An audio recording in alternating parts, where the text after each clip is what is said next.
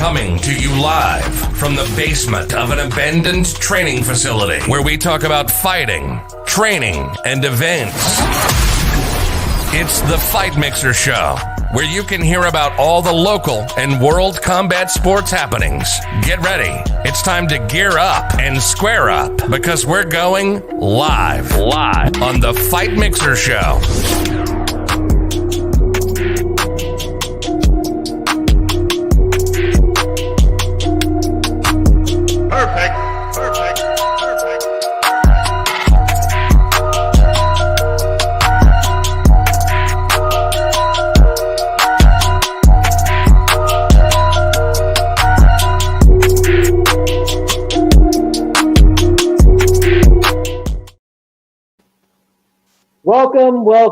Welcome, everybody.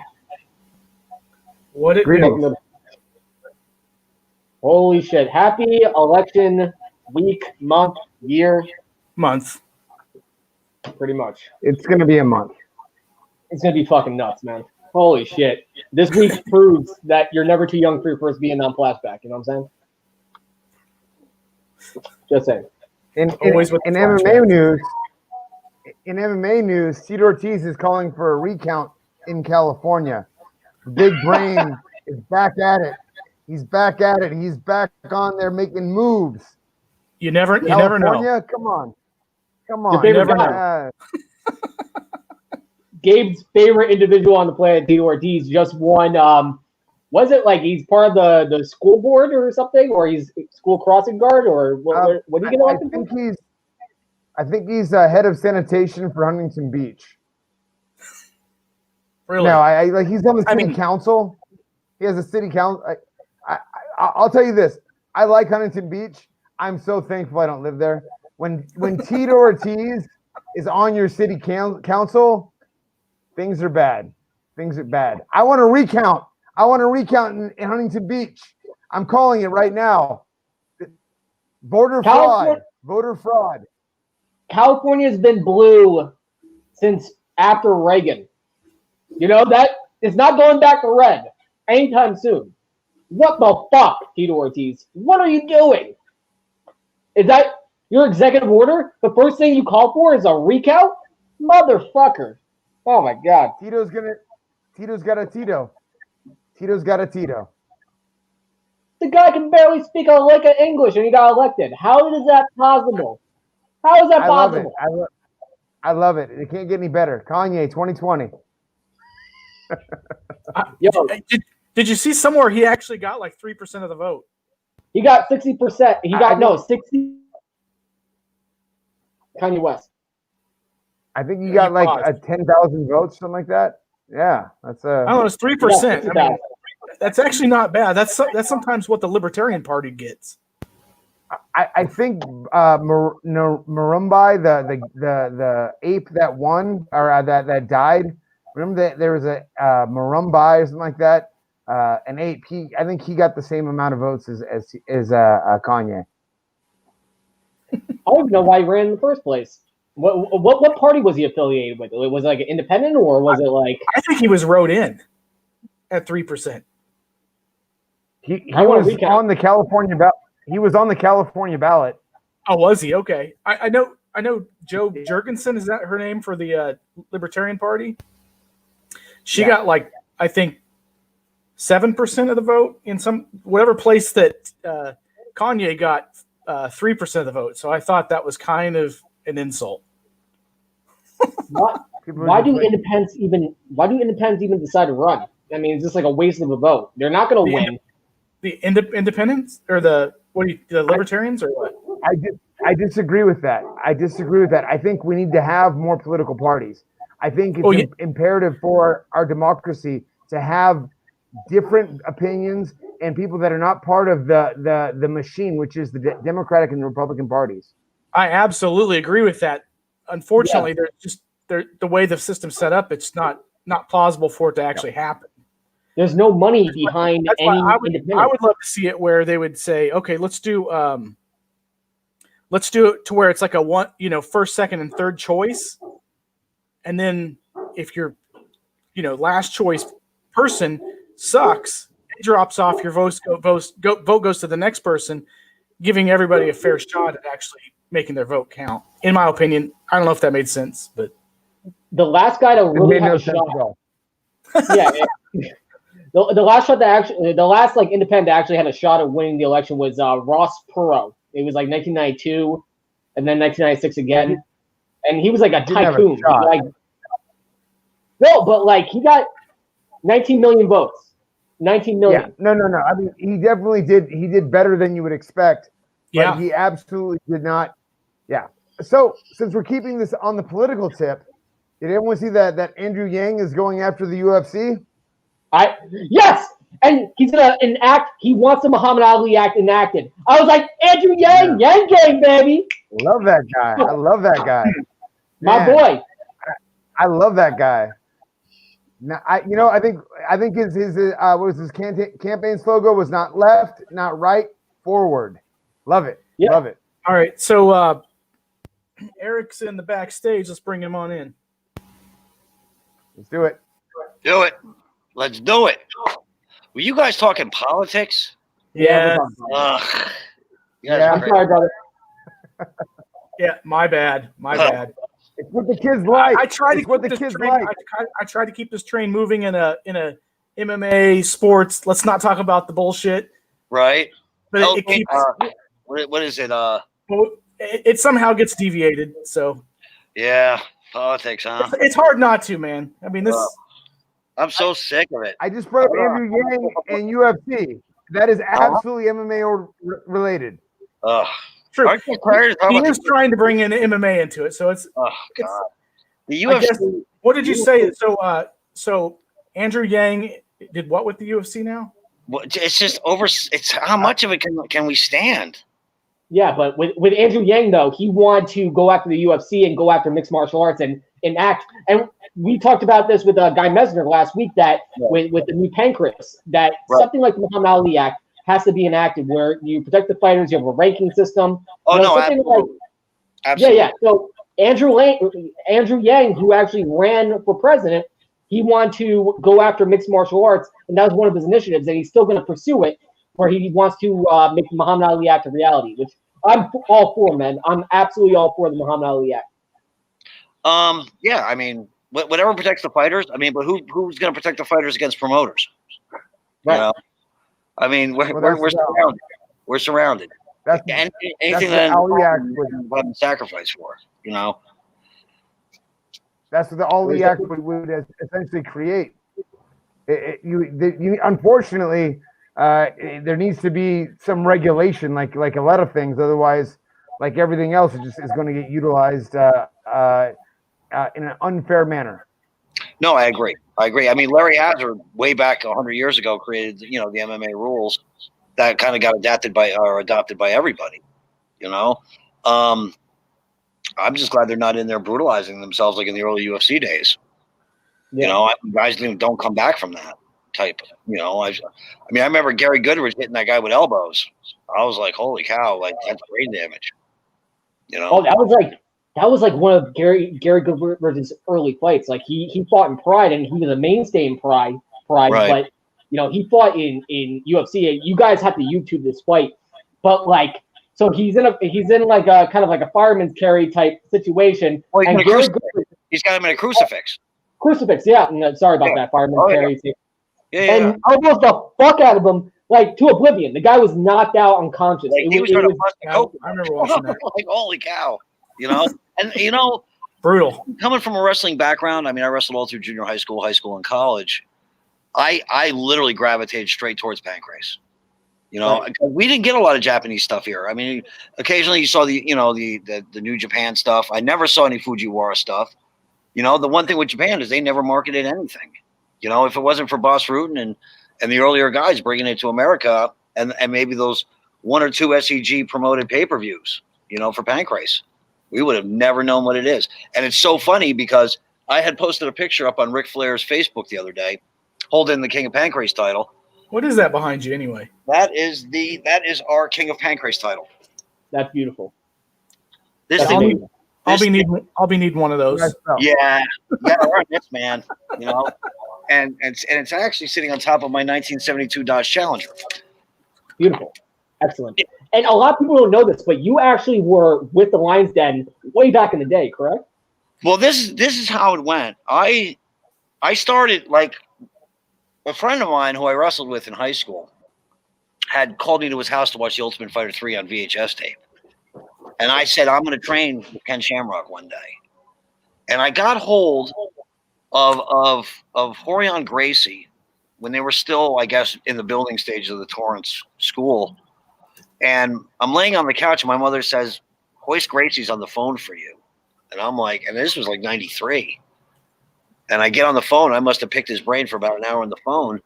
And he had said, well, I'm on this whole big seminar tour. Why don't you come and work with me on these seminars?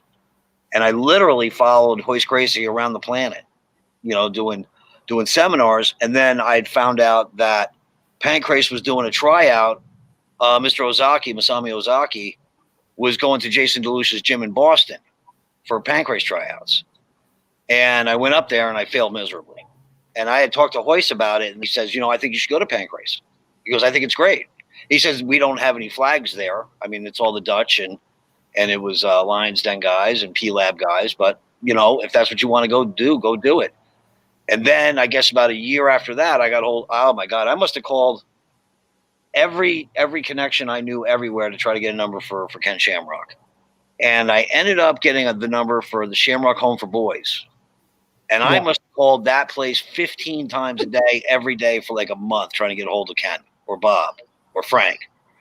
And Bob called me back, and literally we talked for about 2 years, almost every other day on the phone.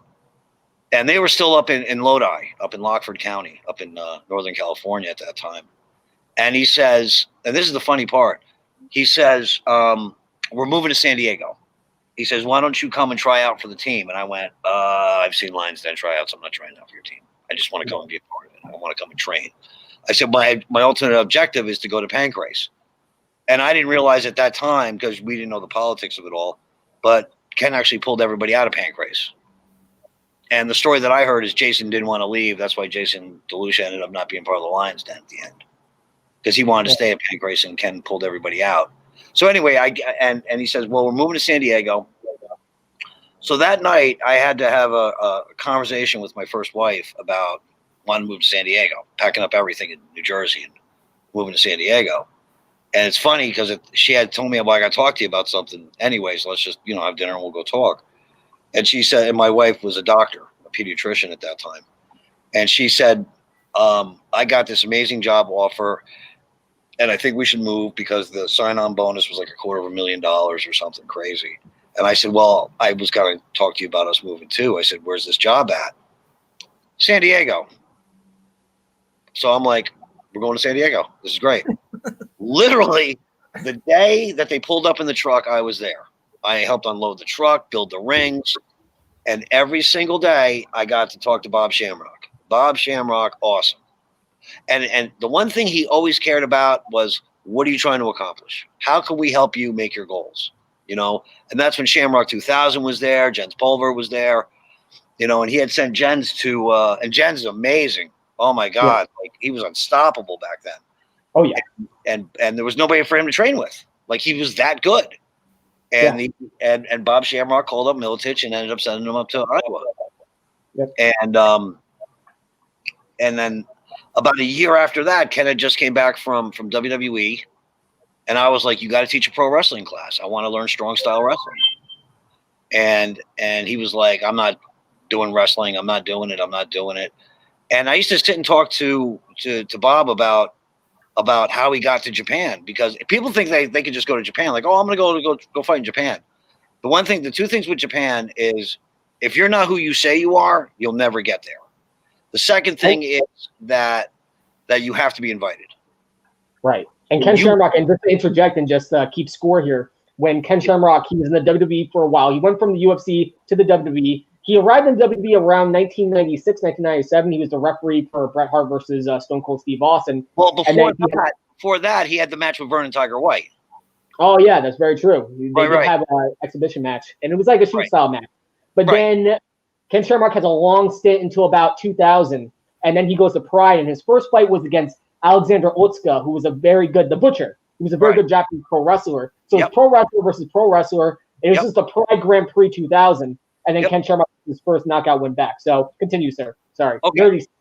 So I used to talk to Bob Shamrock about the Fujiwara Gumi. And this is where the story gets a little diluted because you hear Ken Shamrock talk about Dean Malenko got him to Japan. And it was always told to me that Bob Shamrock always told me, he says, it wasn't Dean, it was Jody Malenko. And I think what ends up happening is when Ken tells the story to a bunch of marks or a bunch of guys that don't know, really, they just saw the word Pancrase on his Wikipedia page. So they're like, oh, you read Pancrase? Like, half these people don't even know what Pancrase is. Right. And I think when they say when he says Jody Malenko, they go, who? He goes, Dean Malenko. And they're like, oh, okay. So I think that's how the story got switched to Dean Malenko. So literally it took me about a year to talk Ken. And he came to me, he sat me down, and he said that I'm going to do one pro wrestling class. It's going to be 2 years long. Whoever signs up now can do it, and that's it, and that's it. And I think 15 of us signed up, and only 2 of us got all the way through it, me and Tommy Wilson. Everybody got fucked up bad. Like, I just saw the most, like, it's just, Lions Den was brutal back then. Like, yeah, dude. Training with Lions Den in MMA. Back then, if you told people you're from the Lions Den, they're like, oh man, come on in, have a bowl of soup, man. Just come in here and sit down and relax, man. Put your feet up. You know, Lions, I mean, I'm in there every day with Pete Williams, Mikey Burnett, Joe Hurley, Vernon Tiger White, Ken Shamrock. I mean, everybody was coming through there. We'd have 200 guys coming in there a month for tryouts. Steve Bruno, who's the head trainer for American Top Team down in Florida. Ed 9mm, you know, Manny, who runs 10th Planet. You know, we were all there doing it. You know, I fought in their smokers. You know, all those guys were going to Tijuana. You know, we did the Olympic Pancration Games. Wow. And it's funny because Keith Hackney was our coach. Not even Ken. They didn't even ask him to do it. He was like the assistant coach. Keith Hackney was our Pancration coach. We kind of dropped Eric in on here without really giving an explanation of who you are or what you're doing. But so you're putting together a new documentary for Pancrase. So. Well, it ended up being even weirder than that because, and it's a 6 degree of separation because I love Pancrase. I love the old school Pancrase Hybrid Wrestling. And then I learned that it came from, I knew it came from Masaru Funaki and Minoru Suzuki, and I didn't realize that they were trained by Fujiwara. And then I found out that Fujiwara and Inoki were trained by Karl Gotch. Now, you know who else was trained by Karl Gotch? Jody Malenko. Since the age of 15. Imagine being 15 years old doing 5,000 Hindu squats with Karl Gotch. Fucking nightmare. Right. Karl Gotch never trained Jody. Dean. He trained Jody. So now I'm like, Jody Malenko's name came up. And then I start going on YouTube, and I'm seeing all these tributes to Karl Gotch that are like 8 and 10 minutes long. I'm like, literally, the guy that invented mixed martial arts and brought strong style and everything else to Japan, his whole life is wrapped up in 8 minutes. I wasn't cool with that. And I had just finished the Just Incredible documentary. And I said, I got a passion for this. And there's no way I could tell the whole story in an hour and a half. So I contacted everybody, Guy Metzger, Jody Malenko, Chris Lytle, Josh Barnett, Boss Rutan, all the Inokis, you know, Durango and Hiroku. And I got everybody together, and it just worked. Like, I sat everybody down at this huge dinner meeting. You guys actually did the live video at the end of the dinner. Yeah, it was great. And everybody was on my page. Like, we got to do this right. And part 1, we have Guy Metzger narrating the entire history of Pancration back from 860, 100 million years ago.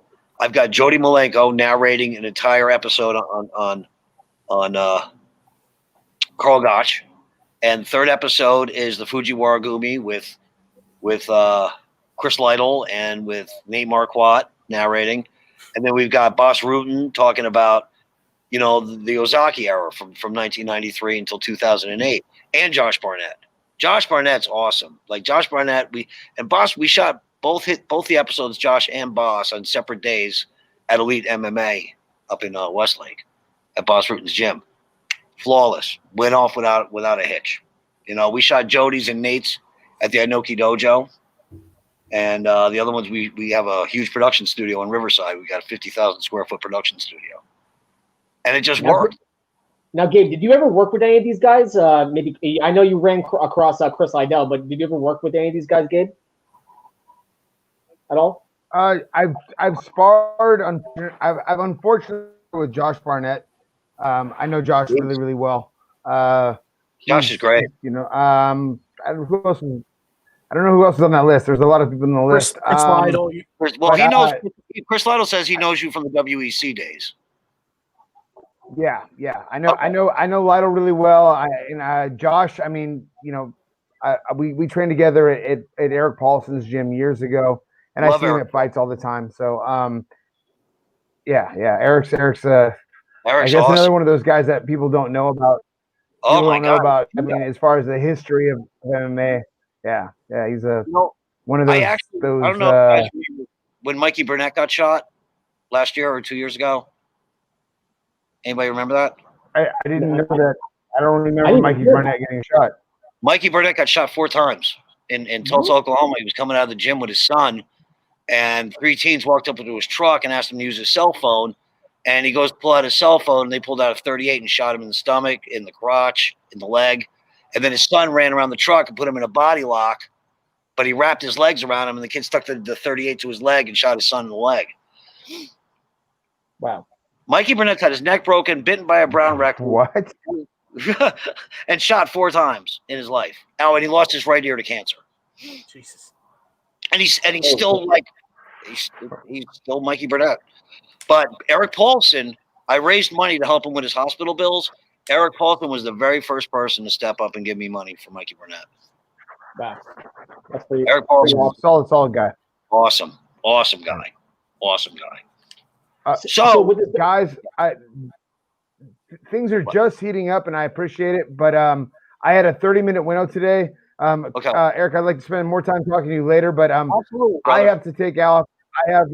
I have family obligations. No, please. My girls are priority 1, so I said I'm going to do 30 minutes, and then I'm going to jump on. You and I can talk later, my man. I think there's plenty to talk about there, and whatever you need. Yeah, definitely. So everyone enjoy the night, and I will see everybody next week. All right, peace out, brother. See you later, Gabe. All right. So, now we can talk about him. Yeah. Okay, so before I continue, okay, and I'm going to get into a lot of detail, and I hope you guys got time for me tonight. Yes, absolutely. Nope. So I thank you guys for always getting us on. Thank you for getting my guys on. Thanks for talking about Fight Labs, Fight Labs, and I watched the Guy Metzger episode. Guy Metzger makes me sound like a lunatic, and that's okay. But first things first, I'm about to make a little boy very happy out there in the internet because he wanted me to give him a shout out. But I'm only kidding. You two are actually going to come and do color commentary on the very first Pancrase show for television. Wait, what? What the fuck? What? Yeah. FYI, I already knew this. Yeah, he already knew. Yeah, baby! That's fucking awesome. Yeah. There's no meeting. There's no meeting on Sunday. Yeah, no, we had to do that together. So you guys, this is going to be huge. We are bringing in a Japanese bloodline, Masami Osaki, Enson Inoue, Manabu Yamada, Takafumi Ito. We're working on Fujiwara and Suzuki, Guy Metzger, Boss Rutan. We're working on Josh Barnett, Chris Lytle. Everybody's going to be there. And we're doing 20 matches in Riverside before we move to the next location, and you guys are going to be there doing color commentary.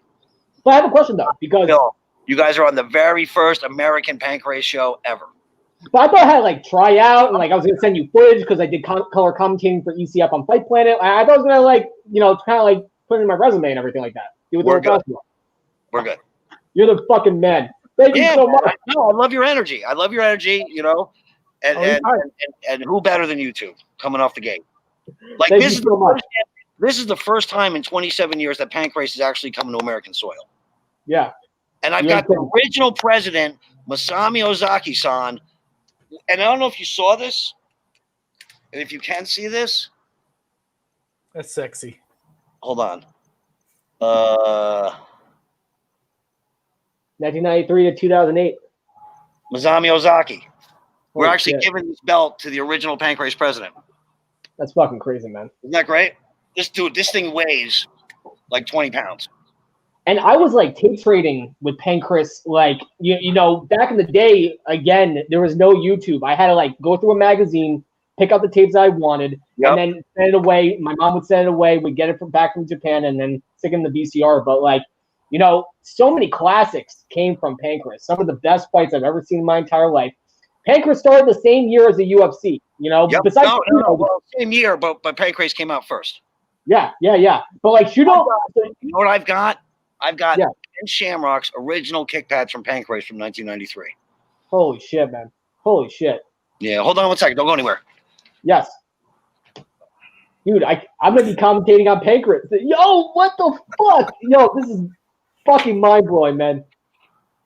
Dreams come true, kids. Dreams come true. I said, calm down. I got this. Just because I know how excited you were getting.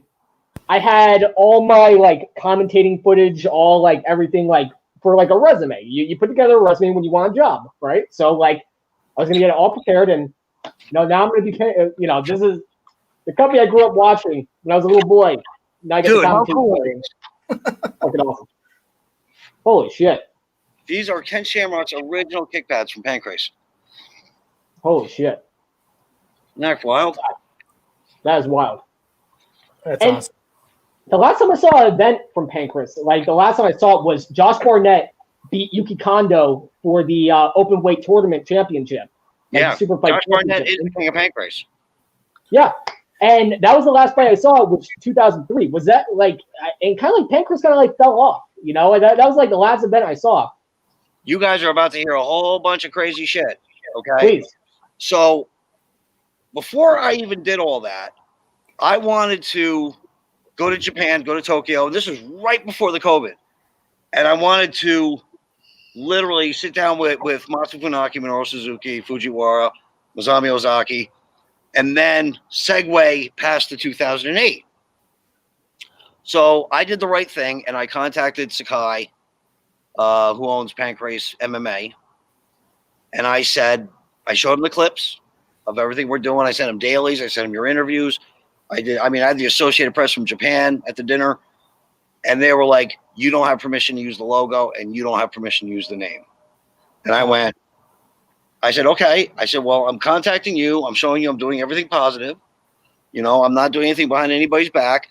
And they said, you need to do things legally. I agree. Let's have a contract. So now my wheels are turning. And I went on the United States Patent and Trademark Office, and I saw that there was 5 patent trademarks for Pancrase Hybrid Wrestling with the logo, none of which are owned by Pancrase MMA in Japan right now. Sakai and Fuke do not own the trademarks. They don't own the logo, and they don't own the trademarks. Wow. Then I'm looking at trying to use their footage because I was talking to Diamond Dallas Page because he had done the Jake the Snake interview, Resurrection of Jake the Snake. You got me so far? Right. I watched it. Yeah. So, right. So I said, how are you able to use WWE footage? And he says, you're allowed to use up to 15 seconds. Right. And it says, and if it's a documentary, as long as the person's still alive and it's not slanderous, you can do whatever you want. I mean, right now you can go on Netflix or YouTube or anything else, and you'll see Donald Trump documentaries. Right. Right. So my First Amendment protects me. So I wrote them back, and then I said, well, I don't really need your permission to use 15 seconds at a time, but I'm going to let you know which clips I'm going to use, just out of thing. Right. Then I find out they sold their whole library to Fight Pass. Oh.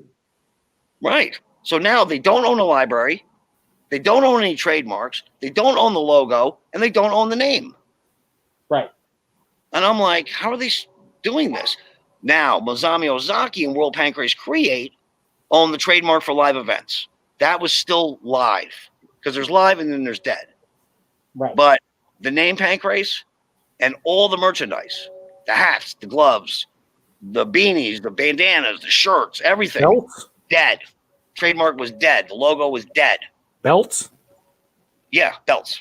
Belts. I trademarked it. You know what else has never been trademarked? What? King of Pancrase. No shit. Not anymore. So how are you gonna go about it? Because listen though. Okay. Now you got to remember. Boss Rutan, Josh Barnett, Ken Shamrock, Frank Shamrock, Masa Funaki, Minoru Suzuki, Yuki Kondo, Manabu Yamada. They all work for Masami Ozaki, correct? Right. My brother, Genya Ozaki, who's the son of Masami Ozaki, who I love this kid. This kid is great. And if you're going to vape, I'm going to smoke. Yeah, please. So I cultivated a relationship and I showed it. And this is the funny thing, because I was showing Ozaki everything that I was sending to Sakai to make sure, especially dealing with the Japanese, you don't want to say something that's off color. You don't want to present something the wrong way because something could get misconstrued. The communication could just go bad that fast. Yeah. And everything I sent to Sakai, I sent to Ozaki first. And Ozaki's like, I love this. I love everything that you're doing. This is great. And I said, be honest with me. I said, if you still ran Pancrase, would you allow me to do what I want to do? He goes, 100,000 times I would. 100,000 times. Then, Rob is telling me not to smoke. Then. Good call, man. That's Bobby Pro. That's my podcast partner. So then I find out they never transferred the ownership. World Pancrase Create and Ozaki still own the live events. And I said, can we have a contract? Oh, no, he says, if you want to use it, just go use it. I said, I don't want to do that. I said, let's have a written contract. I'll give you a part of the company, but I want to bring back your old school Pancrase. I want to bring back the kick pads and the rope escapes because it was never marketed here. It never had a chance to catch on here because it was never marketed. It wasn't marketed past like 96. Right. And the only time and how many times can you watch the same matches on YouTube? Or the best of DVDs, or you know what I mean? Yeah, and the first time, I don't mean to cut you off, and don't mind my enthusiasm, but the first time that we got a taste of mixed martial arts from Japan is when Pride came to Las Vegas, and they did 2 events here, but it was really an infomercial to sell the company because that's when the Yakuza Clan, they found out about that and they lost their TV deal. So they were trying to auction off Pride. So it was a big infomercial, and you had Vince McMahon in the crowd. He was trying to buy Pride. Shane McMahon was talking him into it. So that's the only time we got a good taste of Japanese mixed martial arts, which I feel is superior to American mixed martial arts. The pageantry, the walkouts, the parade of fighters, how they marketed fighters. The reason why Rampage. I love it. Exactly. I love it all. I love it all. And that's why I believe there is an audience for Pancrase. I believe that you can capture an audience with Pancrase because it's just a good fucking product altogether. It's Don't mind my product. Exactly. And here's the crazy part. We are Pancrase. We're not an American version of Pancrase. I own the name. Now, I own the name, the logo, the trademark. I own it all. Now, here's the greatest part ever. I wrote this contract, given Masami Ozaki, I want to take care of him too. And he says, the only thing I want to change in the contract is that you have full rights even after I pass away to use the name and the logo. And I was blown away by that. So now I get a nasty letter from Sakai, his attorney. Now this is where everything gets friggin' weird. I get a letter from his lawyer saying, we hope you're trying to do the honorable thing, but you don't have any rights to this. And I'm like, what are you talking about? I said, I told you guys that the trademark was unprotected. What if some wacko that didn't care about who you were grabbed it? And they just started exploiting it. I said, I grabbed it. Here, if you want it, take it. Take it. Next thing I know is they're getting really nasty with me. They're not responding to my emails. They're not responding to my phone calls. And then I get a letter from their lawyer. I called their lawyer at 10 and 11 a.m. on 6 different occasions, and the phone just rings. Now, for a law firm, wouldn't you have a secretary or a voicemail or a call service? No. And here's the funny part. I asked Ozaki's son, I said, can you call this place to make sure I'm calling the right number? He goes, yeah, give me the number. It's the phone number goes back to an abandoned building in an abandoned hallway, and there's a cubicle sitting in this room down this empty hallway with a phone. That's their law firm. It's very shaky doing business in Japan. This is the reason why Dream failed. This is the reason why Pride FC failed, which I mentioned, Yakuza Clan. And the original owner of Pride, the original president, hung himself from a fucking closet. And I guarantee it was not fucking him killing himself. And then you have to talk to Was this before Hillary Clinton? Right. Now here's right now, and you just hit it right on the head. Am I going to have a Yakuza problem? Exactly. I called. So what I did, because Inoue Sports Management has been with us since day one. Hiroku Inoue, his daughter, and her husband were at that dinner. I brought them in from day one, and I called them up, and I said, "Here, we might have a Yakuza problem."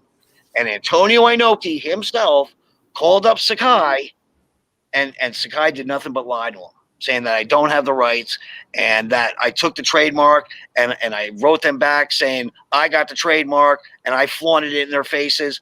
And I said, that's not true. And the next day we went to breakfast and I showed her all the emails, all the contracts, and they were like, they lied to my dad. I go, yeah. She goes, F them. Keep moving forward. You're doing the right thing. You got great people behind you. Keep moving forward. And I said, okay, but I still have to do my due diligence. I still have to protect Guy Metzger, Chris Lytle, all my guys, the product, everything. I mean, we've got a 27-page standard operating procedure. We've got business plans. We've got sponsors. We've got contracts. I can't jeopardize any of that. I called Enson Inoue. And Enson Inoue used to do all the security for all the gangster MMA shows in Japan. Oh, yeah. And he, you know what he did? He walked into Sakai's office. And that's why I wanted Enson on the show tonight, because he will tell you the same story. He went to Sakai's office, Pancrase MMA in Tokyo. Sakai wasn't there, but some third-rate guy was there. Gave him some runaround story. Enson knew he was lying. Enson, the next week, and Enson called me at 1 o'clock in the morning. He just came back from one of his fighters fighting on the Pancrase MMA show. And he saw Sakai, and he saw Fukai, the president and the CEO. And they lied to him. They said he doesn't have the rights. He has no right to use the name or the logo. And Enson's like, I've seen all the paperwork. Yeah, he does. And they are going to run. And he says, if you lie to me, there's going to be a problem. And they shit. That's a problem. Enson Inoue does not fuck around. So that's one guy you don't want to trifle with. He is like the big uncle I never had. Pretty much. And I wanted him to come on and tell the story. And I talked to him about a half an hour before he came on. So we're not and again, what it's a fugazi. It's a fugazi. Forget about it. I don't know how you knew that thing was a fugazi. Get the fuck out of here. But the problem is that you see when the trademark went loose, you see Pancrase London, Pancrase Korea, Pancrase this, Pancrase that. Those days are over. Try to buy a Pancrase shirt online that ain't coming from Japan. And the funny thing is, my trademark attorney told me I could actually sue Pancrase MMA for using my logo and my name. Exactly. I own the name King of Pancrase. I own Pancrase Hybrid Wrestling and the logo. It's mine. So my one question, now that I'm your newly hired hype man, which I'm very proud of, and that's a punch right in the childhood. I can't fucking wait. But besides that, venues, thinking venues, marketing, television, how you're gonna get the footage and not fight pass and first event down. How's it happening?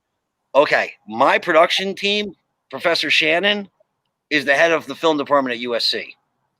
My whole film department are all professors and teachers at UCLA and USC. Nice. Yeah, that works too. Yep. Now here's the cool thing. First thing I did was I put Guy Metzger in the presidency. He president of HD Fight Net. He's a Lions Den brother. And here's the cool thing. And this was the clincher for all of us. The two things that I really wanted to talk about, because remember, at that dinner, I got Jody Malenko, Chris Lytle, Josh Barnett, Inoki's people, Guy Metzger. I got them all sitting there. And I said, you know what? We've all been stolen from and we've all been lied to by everybody. I said, do you think any of us here are going to do that to each other? Never. You think Busman's going to steal from Guy Metzger? And to your point, too, and I just want to support your point, too, a fighter running the promotion is the best fucking idea possible. Ray Sefo runs the PFL.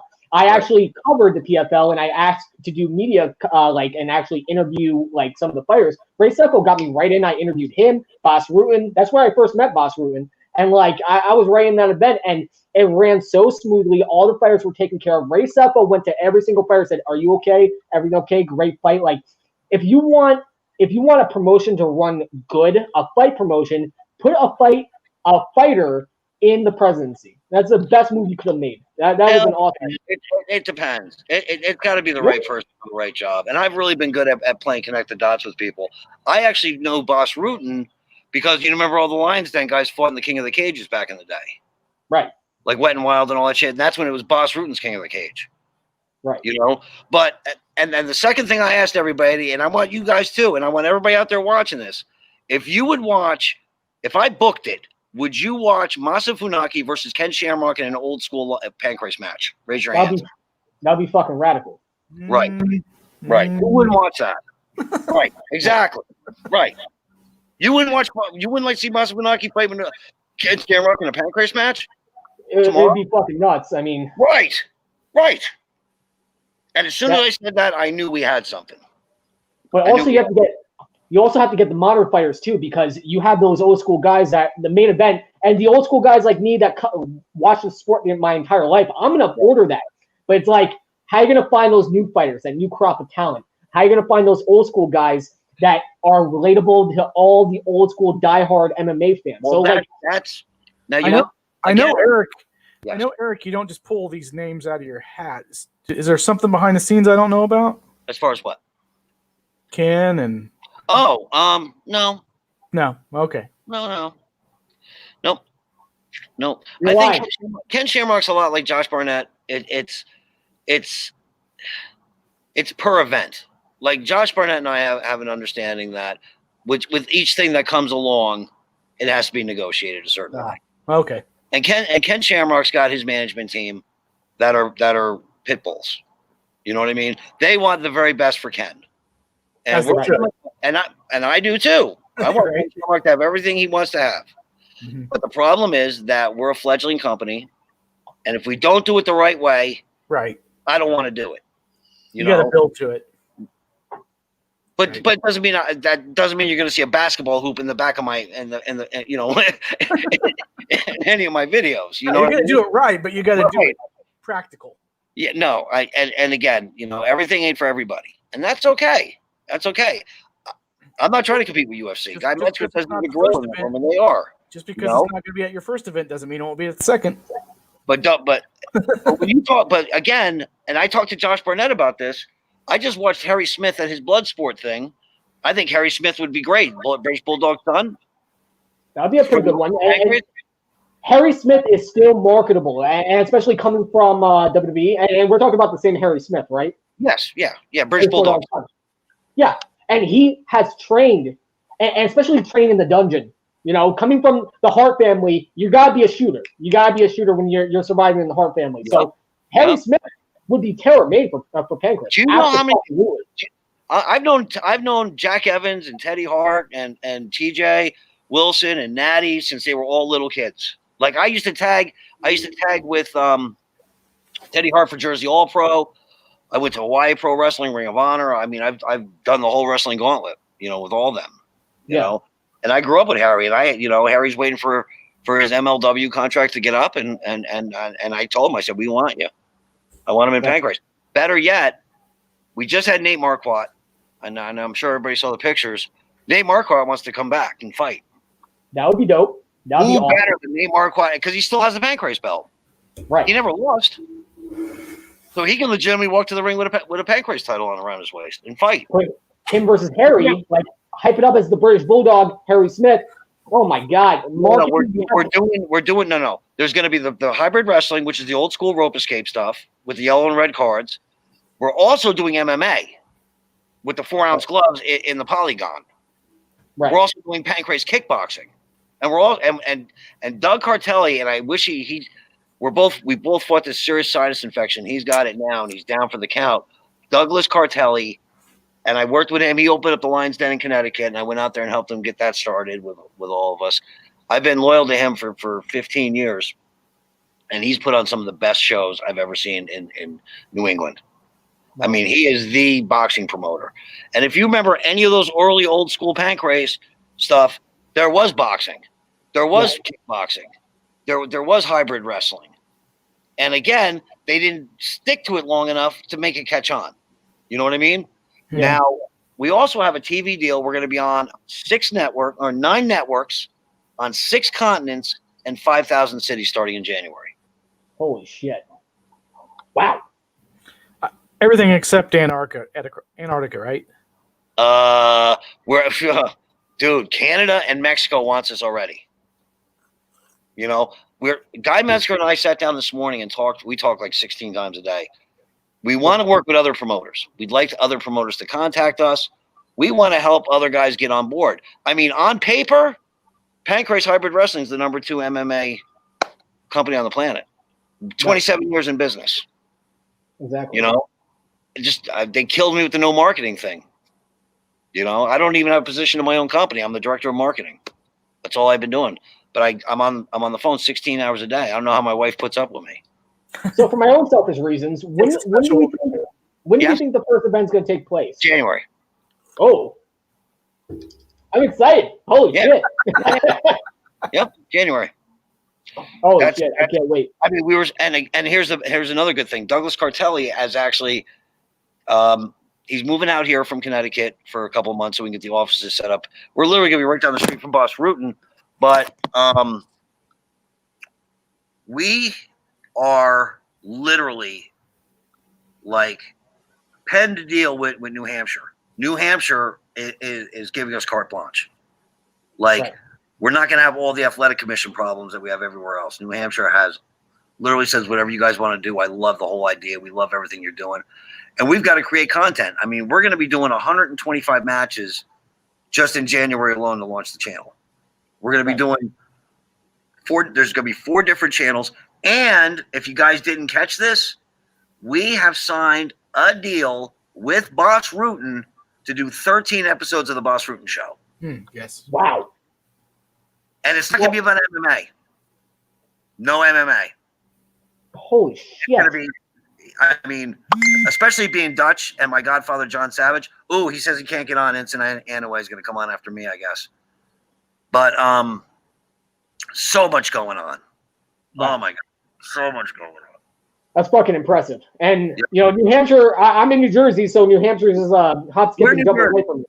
Where in New Jersey are you? I'm in Bayonne, New Jersey right now. You know where I grew up? Where? Montclair. No shit. I'm from Montclair. I grew up in North New York, Bloomfield, Glen Ridge, Cedar Grove, West Orange. I actually grew up in Emerson, New Jersey, and like I was like the only UFC MMA fan in my school, and like I'd buy the old school weightlifting gloves, and we would have like UFC fights on a soccer field. Like I was like the first UFC fan at like really small town. Really like suburban area, Emerson, New Jersey. I don't know if you ever heard of it. Hold on 1 second. Let me text Enson. Hold on 1 second. You guys want to get Enson on? Oh yeah. Can you get him on while I'm on the phone? Maybe. Let me see if I can send him the link. If he wants to join us, we can pull him right in. Yeah, pull him in. Well, he just needs to follow the link. Here. I'm going to move inside. I think my battery's going to die. All right, if you want me to, I'll pull you off the screen, and then you can. Yeah, pull me off the screen for 2 minutes. Let me just run inside, okay? Fair enough. Holy shit, dude! I'm all smiles right now. I'm sorry. I'm a very happy man. Does that make 2020 a little better for you? 20. Oh my God, I have. So January, we're gonna be commentating for Pancrase. Wow. It happens. I can die happy. I pretty much. Forget about it. I don't know. I'll say so. So you guys have no idea, but like to get ready for like this meeting on Sunday, I had all my commentating footage put together, like a nice little bundle, and we're gonna get the president and the owner of ECF, Christian, on the show. He's like a good friend of mine. I actually fought for ECF. We're on Fight Planet TV, and shout out to them. But like, I had everything put together just for like this fucking like, just to get this gig. You thought you were gonna have to sell yourself? I thought so. You know. There he is. All right. Yeah, right. So, what was I talking about? What were you talking about, sir? Well, you were talking about Enson coming back on the show. Because I get this. Enson's awesome. Yeah, Enson's the man. Hold on. I would like to have Josh Barnett back on the show too, but people don't know this.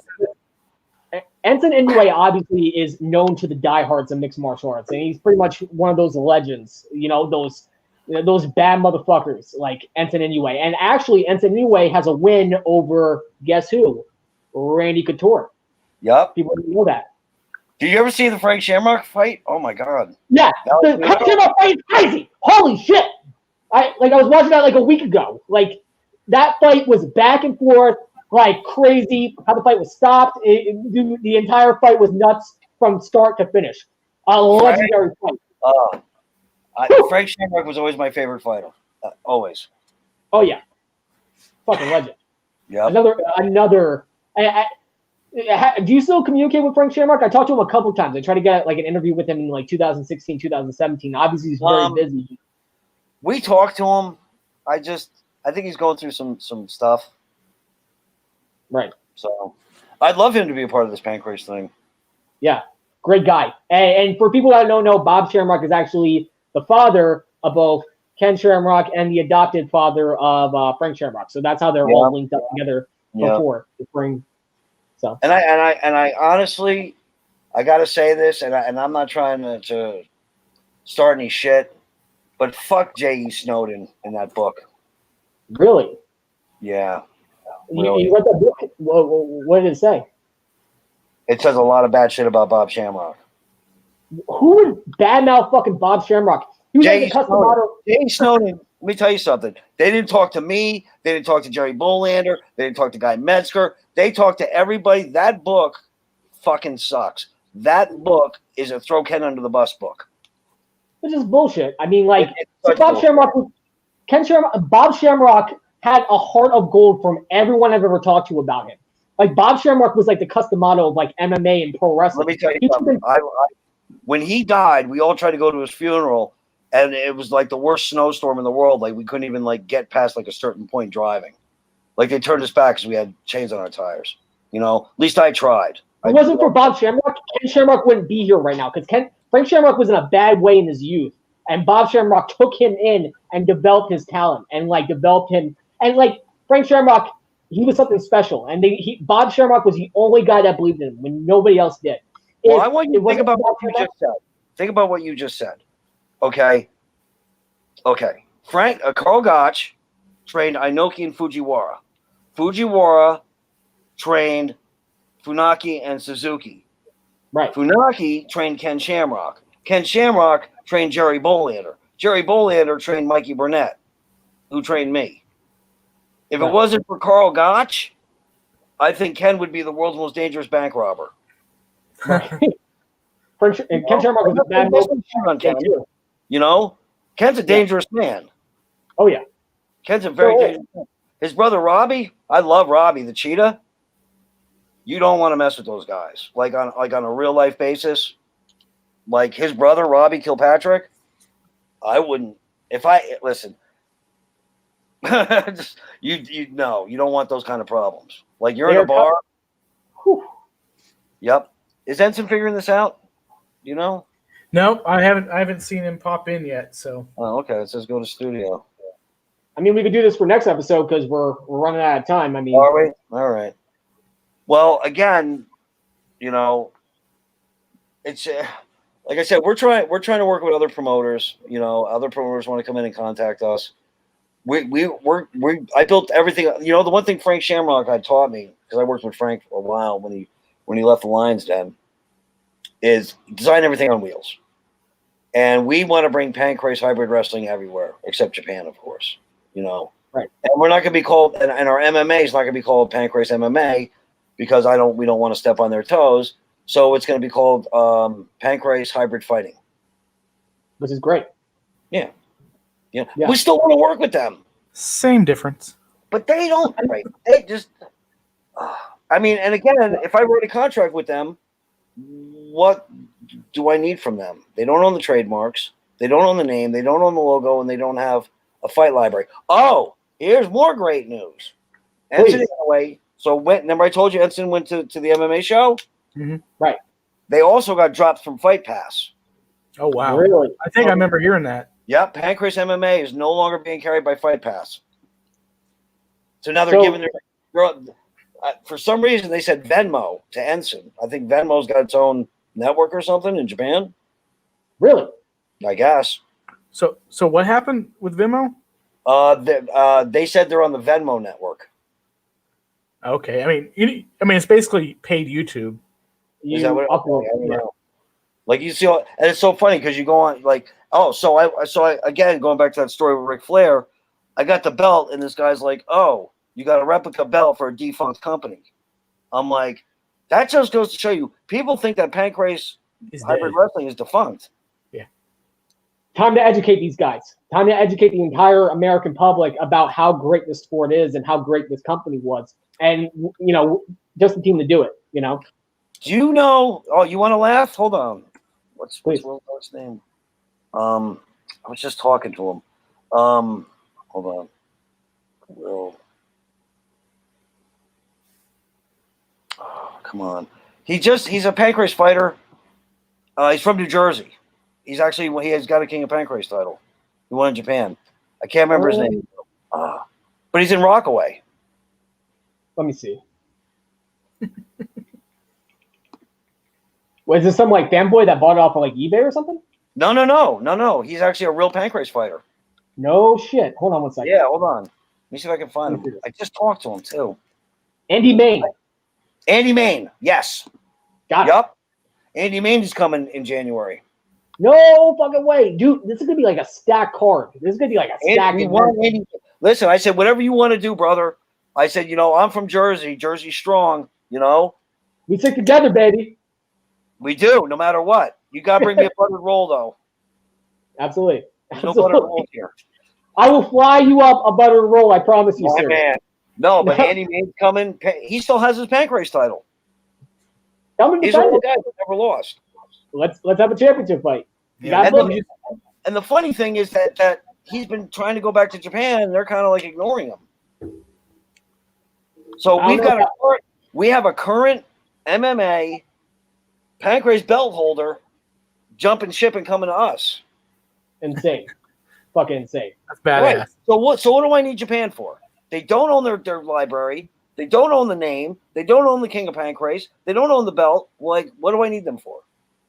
So let's make the best fucking product ever and relaunch this an amazing product, an amazing piece of MMA history. And again, you're just the guy to do it. But we are running out of time. So where can we find you? And I really appreciate you offering me a job, and I can't wait to be a part of Pancrase. This is an honor. And this is the first time Pancrase is coming to America. 27 years. Can't fucking believe it. And the funny part is, this is actual martial arts history. Exactly. Look who that is. Holy cow. He's there, right at the finish line. What's going on, Enson? Didn't have a Safari. You only can use this in Safari, huh? No, it can go in Chrome or anything. I used it on Chrome, but it just kept going in circles, man. Huh. So I had to download Safari, and then finally got on. Sorry, guys. That man is my hero. That man is my hero. Absolutely. We wouldn't be doing this right now if it wasn't for Enson Inoue. And we were just talking about you, Enson. We were talking about, and a lot of people don't know this, but you actually beat Randy Couture. You're a part of MMA history, a big part of it. Diehards like me that grew up watching you, like your fights with Frank Shamrock, Igor Gorchanchin, like legendary fights. Like, how you doing? Like, what are you up to nowadays?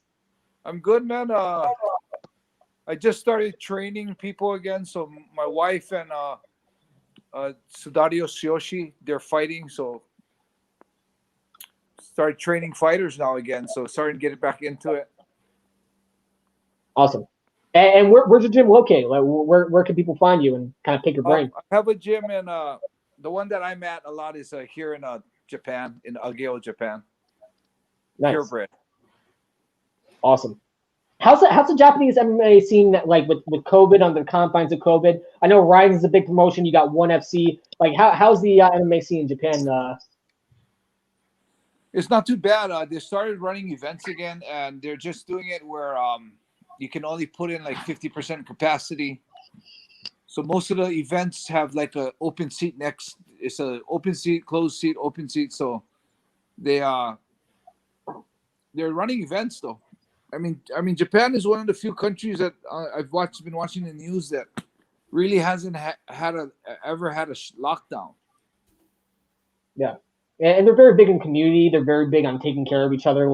And I love the Japanese culture, and I think that's what attracted me from watching UFC to Pride, Pancrase, which again I was telling him that I tape trade with Shooto, which you're a champion of, a former champion of.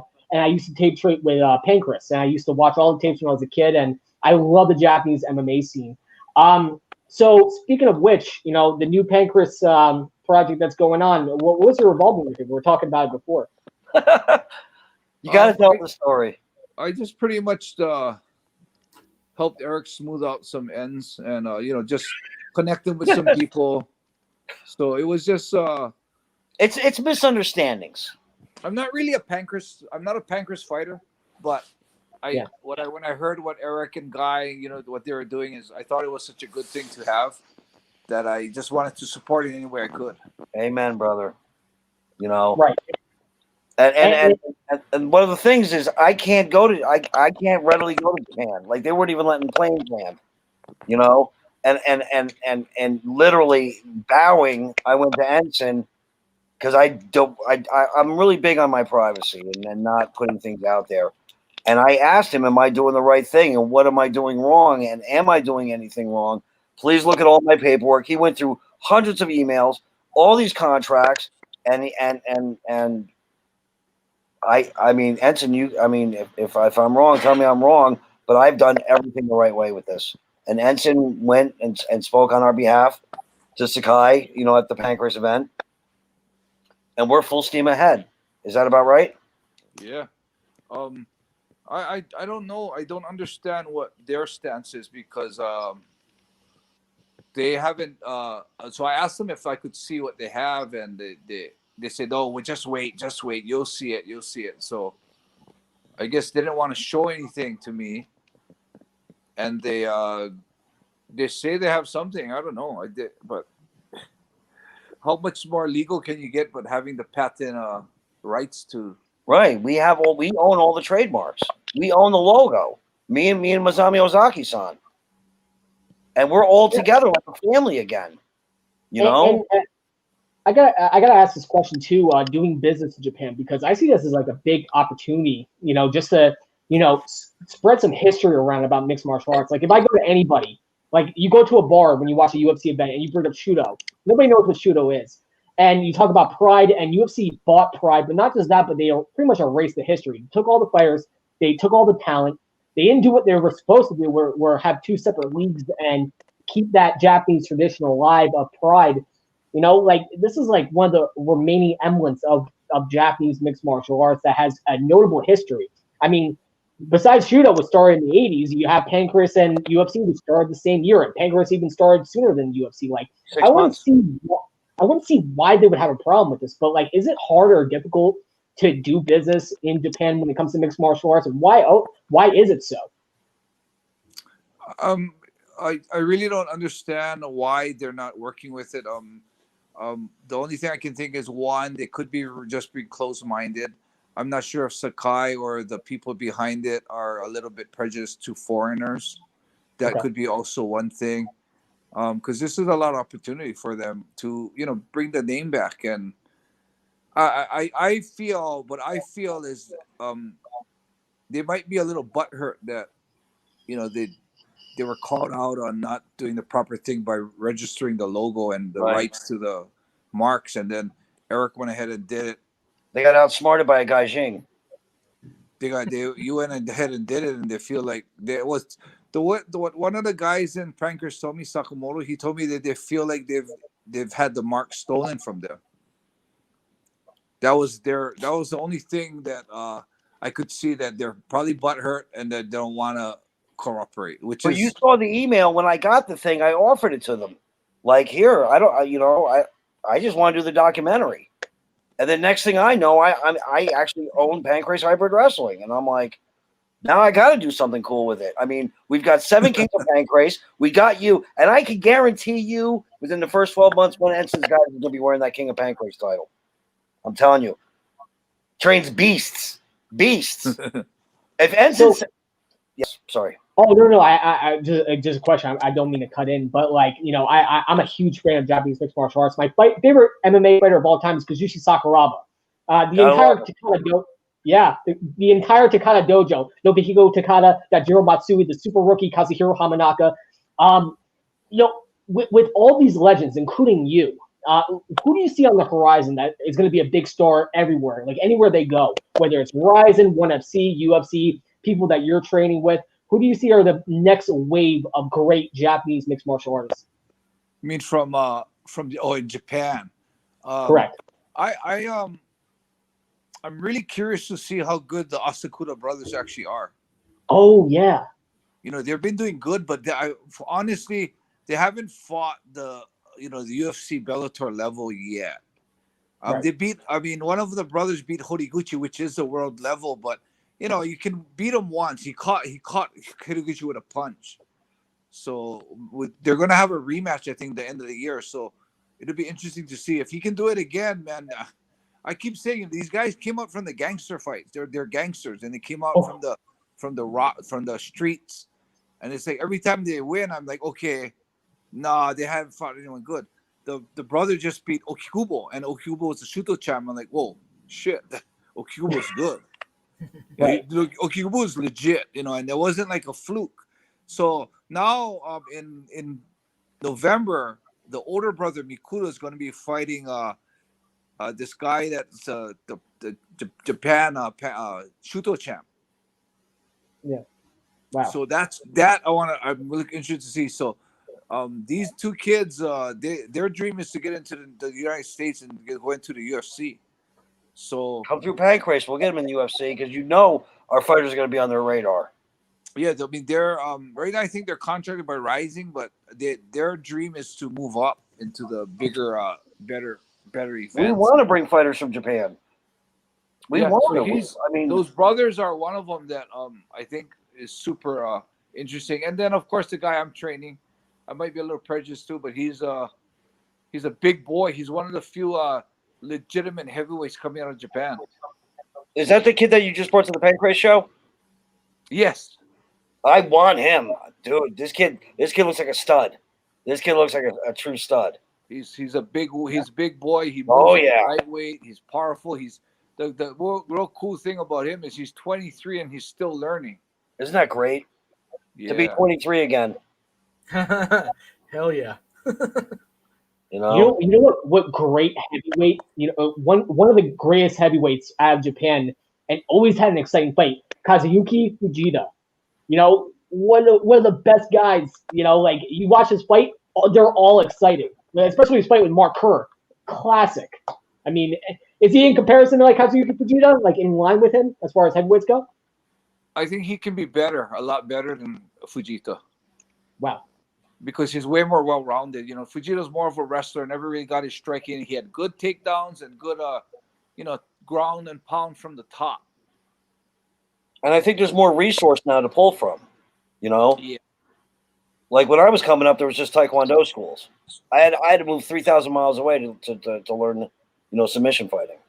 See, Shoshi, not only, he was a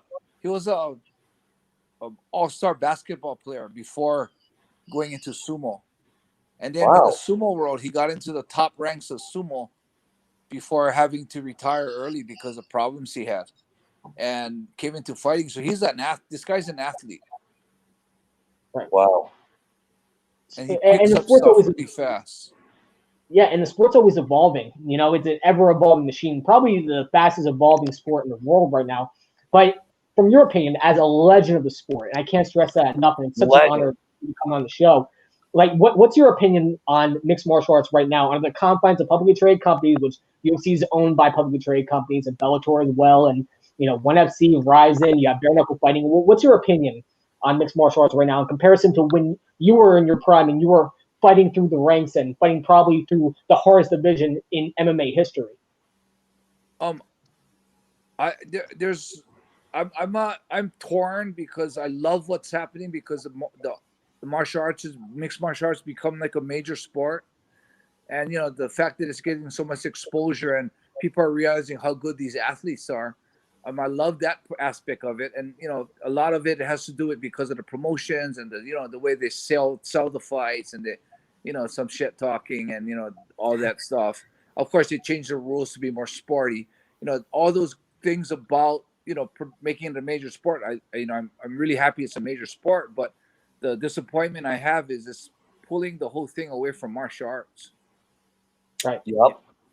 It's more in our day, man, if you shit talk, man, it's going down in the hotel, Yeah. Right.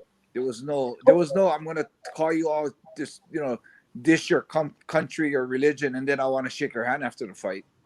There was nothing like that, so. See, that's what I'm saying. It kind of got pulled away from the purists. Like Lyoto Machida was a pure martial artist that went into MMA, Yeah, and even the rules, man, the rules, you got this, you got 3 points on the ground. You can't knee to the head. I mean, this is martial arts. I mean, if I'm a pro, then I'm going to protect myself from head kicks, right crosses, triangle chokes, mount punches. I can definitely protect myself from knees to the head on the ground. Right. So I think they've taken away a lot of the parts of the sport that still becomes martial art, but they did it for sponsorship, so it doesn't look too brutal. So head stomps, soccer ball kicks. I think that's all part of the martial art. That's all because the base of the martial art is to learn to defend yourself. Yeah. So they're taking that away. I mean, you're going to train to be a martial artist. You're going to train to be a UFC fighter. Right.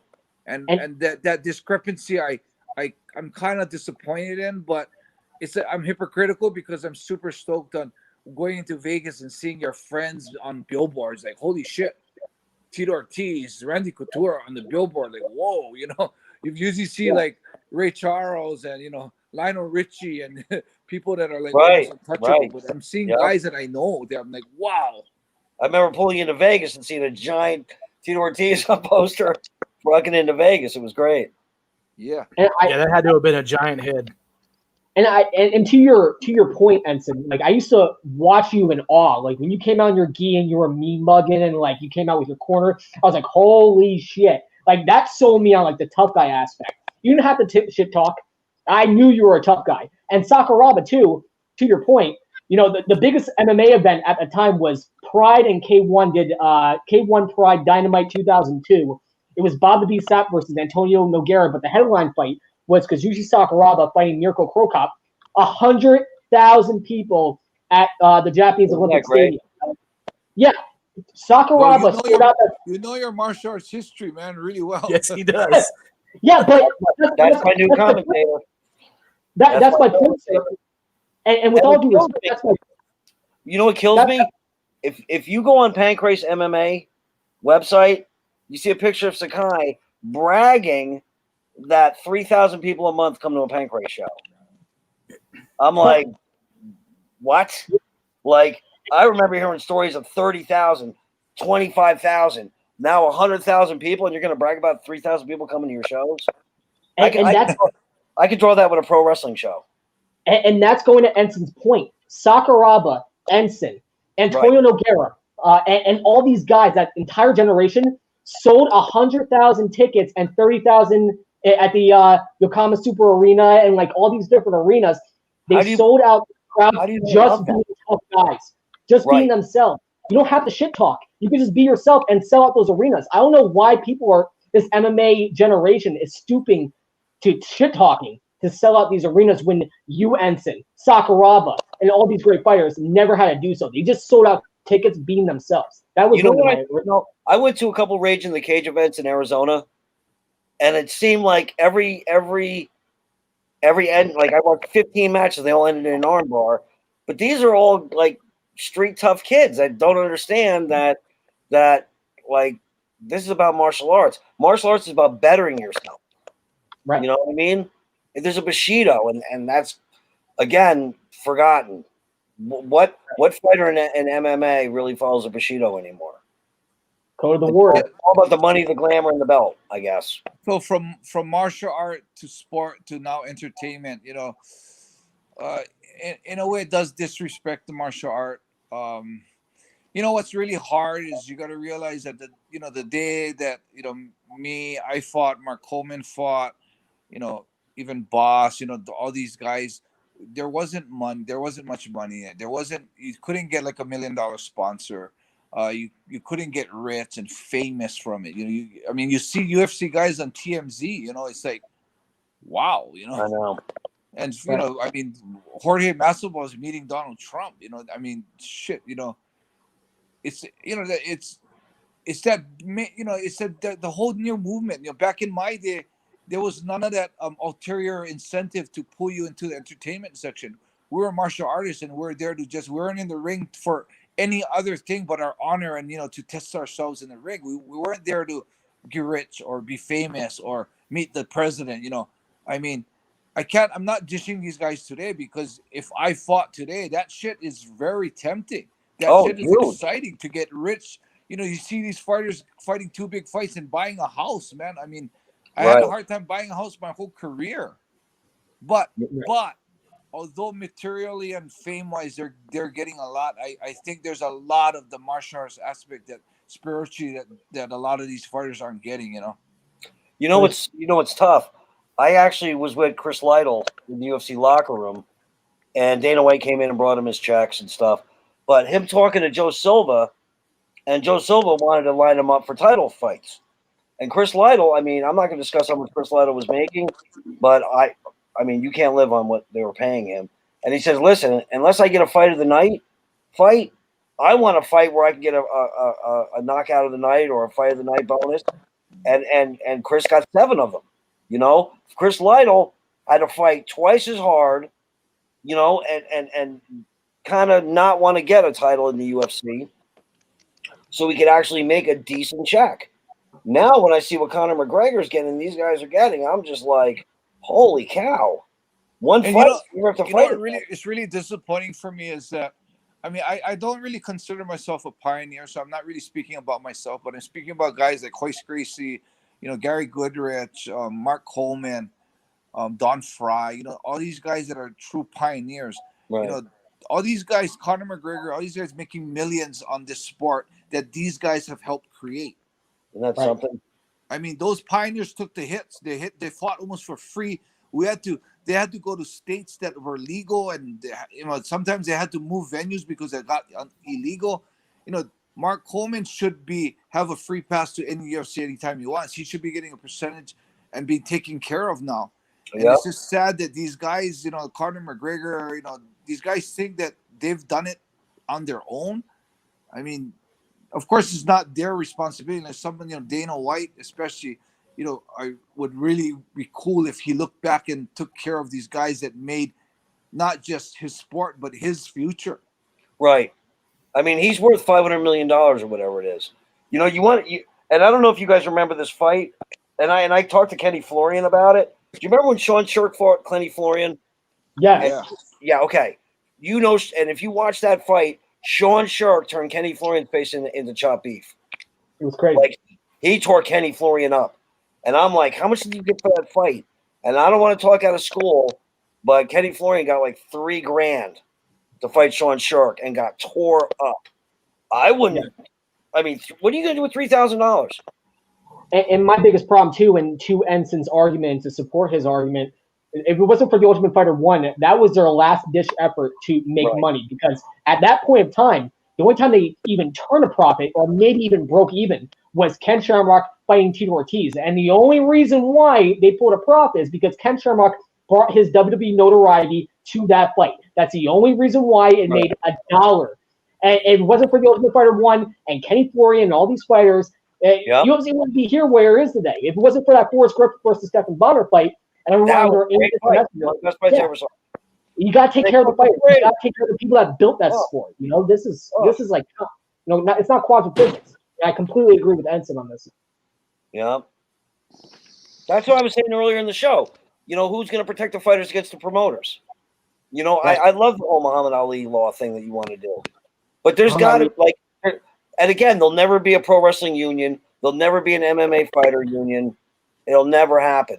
You know, it's management. It's management. And again, and I've seen guys go into WWE, walk away from $100,000 a year jobs just to get into WWE and wrestle for $30,000 a year. You know, right. You compromise a lot of what you believe in to be on television, you know, and try to do all these other things. It's just, I don't know. Like, is there an answer? All I know is Pancrase Hybrid Wrestling is we're all fighters. We all trained. We all have martial arts backgrounds, and we're gonna do the best we can by all of our fighters. Nobody's here trying to work anybody. Nobody here is going to be rich. We are here to promote the fighters, promote the company, promote the fights. You know, and I got the legends with me. I've got 7 Kings of Pancrase. I got the Godfather of Japan, Enson Inoue, on your show, right? Everybody's doing their due diligence. You know, we're not trying to steal from anybody. We're trying to promote fighters, protect everybody, and just do something really cool. You know, and I got the legend behind us. And if you can't respect that, and you don't think that guy at Boss Room is not going to protect you coming in, then maybe you need to go to UFC. Just trying to bring Pancrase back to the center stage, right, and do it the right way. And I can't wait to be a part of it. I can't stress that enough. But like, Enson, before we let you go, I do have a question for you. Actually, I have 2 questions. One, what's your favorite fight in your career? Because I can name 3 of them that I really like watching. I still watch. I watched one of them a week ago. But what's your favorite fight? Okay, there's 3. Where do you see MMA going? There's 3. Yeah, One there's 2 is fights. Randy Couture. Yeah, Randy Couture is one. The Randy Couture fight, because that was the fight that pretty much catapulted my name and everything, yeah. And then the second fight would be Igor Vovchanchin fight. Oof. Yes. Because that's a fight that really taught me who I was and how tough I was. What event was that? Was that Pride 12 Return of the Warriors? What event was that? Was that Pride 12 Return of the Warriors, or that was which Pride event? 10? Oh, Pride 10. I'm sorry. And then my third favorite fight would be against Frank Shamrock. Another classic. Because I love that fight because we just went balls out trying to hurt each other. Fucking awesome. That was a great fight. Amazing fight. That was the fight I watched a week ago. But before we let you go, where do you see the sport going? How do we get to the next level where it's at the level of soccer, football? How do we get to the next level in your professional opinion as a pioneer? Because I absolutely disagree with you. I do think you're a pioneer in the sport. I grew up watching you. So, like, how do we take it to the next level? Well, I think the way it's going, it is going to go to the next level. I mean, unfortunately, I think the entertainment part is a big part of it. You know, the shit talking. I think it is something that is important, which is unfortunate. But I'm excited about this thing that the Pancrase thing that's going to go on. I mean, that was the hugest thing in Japan. The way that the rope escapes, love it. The way they dressed, you know, the way they were, it was a real exciting thing. And I watched Pancrase before I fought, and I wanted to get into Pancrase was the first choice that I had. But because they had a big test day and I had to wait for that, as I was waiting, I called Shooto. I just happened to go to Shooto, but the music, the way they did it was like they were like little stars, you know. I mean, of course, you know, some, you know, the fights, they're real fights, work fights. They did different stuff, you know. Right. So it was really, really cool, man. I mean, I'm kind of excited because in Japan, Pancrase was at the time, you know, when Manabu was fighting, Shamrock was there, Bas Lutin. It was the biggest thing.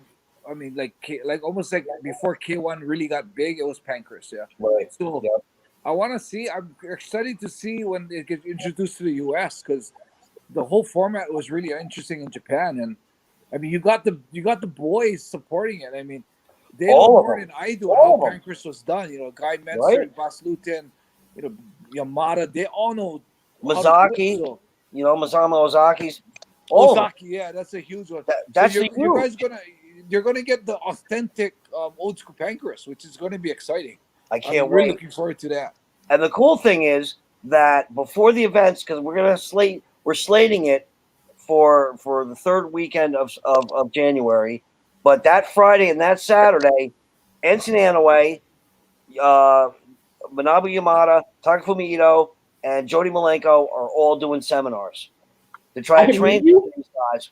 It's going to be a 2-day training seminar with the biggest names coming out of Japan, and Jody Malenko coming out of, you know, Japan, doing these training seminars to try to get people to get up to speed on strong style wrestling techniques, jiu-jitsu. Your game is going to go to another level. And at the same time, it's a seminar. It's also a tryout for Pancrase Hybrid Wrestling. And you can find this out. Go to Pancrase Hybrid Wrestling U.S. You'll see fighter applications, seminar notices, new merchandise, everything. And it's all real Pancrase stuff. Hey, Eric, can I put you on the spot? Yeah, brother. Would you be interested in flying out Tsuyoshi too with Yes. me when we come out? Yes. Okay, Yes. Perfect. Yes. I think you They put me in the spot. cool to I was have going to there. actually And then, thank you if I could. I want to come. I Forget want to come. oh wow! No, see, I did put you on the spot. No, you didn't. No, you didn't. No. I was going to actually talk to you. No, we want him. We want him. When you see this kid, holy cow. Matt, I'll send you a picture. This kid is, I'm telling you, this kid's going to have a Pancrase title around his waist within a year. Guaranteed. All right. So now I'm even more looking forward to it. So Absolutely. What I'll do is I'll send you out a letter of intent, and I'll break it all down for you. And then, like I said, this is all depending on the COVID situation. I mean, so far it looks like it's going to be a closed event, you know, but anything can change in January. Maybe we'll have an audience, but we've got everybody coming in. It's going to be phenomenal. And everybody with the seminars are all going to be COVID tested. They're going to be COVID tested before they come in. They're going to be COVID tested that day. And the entire arena literally is going to be sanitized and sterilized. Like, we got that Boss Rutan ion gun where we sterilize everything. Like, again, if you look, I had an entire film crew, a giant film crew, sound, 5 cameras. I had 9 guys there flying from all over the country, shooting everywhere, all these different locations. Not one case of COVID from any of my guys. That's awesome. Nobody got sick. Enson, it's been a huge honor to talk to you. Obviously, I can't wait to meet you when the event. Obviously, I'm a huge fan. Where can we find you before we let you go? On like Instagram, Facebook, where can we find you? Yeah, you can go to Facebook, Instagram, Enson Inoue. And then an interesting thing is you can go to my website, destinyforever.com. It's my bracelet website, but it has all my media and all my missions I do up north for the people. Check that out. The website is not just to look at the bracelets, but you can kind of follow what I did awesome. and what I do. destinyforever.com. There's also some videos on YouTube of Enson. He actually went all over Tokyo after the tsunami and the earthquakes and all that, and helped homeless people. He helped people get clothes. He literally loaded up his Hummer and brought bags and bags and bags of groceries to people that were homeless after the earthquake. One of the best. You're always going to be the man in my book, and thank you so much. It's a huge honor to talk to you, and growing up watching you, a huge honor. Thank you so much for coming on the show, Mr. Inoue. Thank you so much. Sorry I was late. Thank you. It's okay. It was well worth it. Don't even worry about that. Thank you very much. Thank you, brother. So wow, fucking awesome. Wow, Eric ain't full of shit. Wow. Yeah. He had some browser issues, is what he had. So yeah, it happens to the best. I just got a text from MMA Weekly. Guy Metzger's gonna be on MMA Weekly next week, and ESPN coming up. He's gonna be on ESPN. Holy shit! My dreams are coming true. I'm a part of this. Wow! You guys had him first. This is amazing. And if you haven't thought of this yet, nope, haven't. That the documentary is going to be our infomercial for everything that we want to do, and it's coming out before the first live event. So Absolutely great. We've got a 4-part documentary coming out on Pancrase on Netflix, going global, and then 6 weeks later we're having our first event. Unbelievable. So is that coming out in like what, December then, or? We're trying to get this out by Christmas. We're Okay, editing now. We're all done shooting. Unfreaking believable. My So we got to wrap up the show. Times a day. Eric, thank you so much for offering me the job. No, it's an honor. Listen, and Matt will tell you, I look out for those that looked out for us. Absolutely. We're not looking for any new friends. You know what I mean? Absolutely. And I thank you so much. It's a huge honor to talk to you. You're launching this brand again, showing America what they've been missing. Let me just give a couple shout outs real quick before I go. Please. Bobby Pro, gotta check us out on our podcast. Fight Labs, Fist Bump Dan Freeman. Gotta love Dan Freeman. Guy Metzger is my right hand, my left hand, my front hand, my back hand. Douglas Cartelli, get better before I come to Connecticut and go crazy. Rick Kutzman does this great water thing for us, the silver water. Who else are I gonna think? My wife Jennifer, who puts up with my shit all day. Ken Shamrock, Frank Shamrock, all the Lions Den boys, Mikey Burnett. You guys, I want to thank you guys. Masami Ozaki-san, thank you so much. And Genya Ozaki, you're my brother. He translated for me for months to get this whole Pancrase thing, and definitely Enson Inoue for pushing this whole Pancrase deal through with Japan.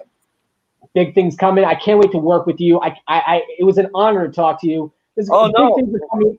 Listen, I'm that kid from Jersey. We stick together, baby. Right, and I own Pancrase. Absolutely. Who knew? Big things are coming in 2021. Eric, Absolutely. thank you so much for coming on the show, man. Stay healthy, guys. Take care of yourselves. Let's talk soon. See you later. See you later, We'll be talking, brother. Yeah. I'm fucking speechless right now. That's great. Holy shit. New job, new year, right? Yeah, new job. Got a new job. And Guy Metzger is going to be on ESPN to talk about MMA Weekly.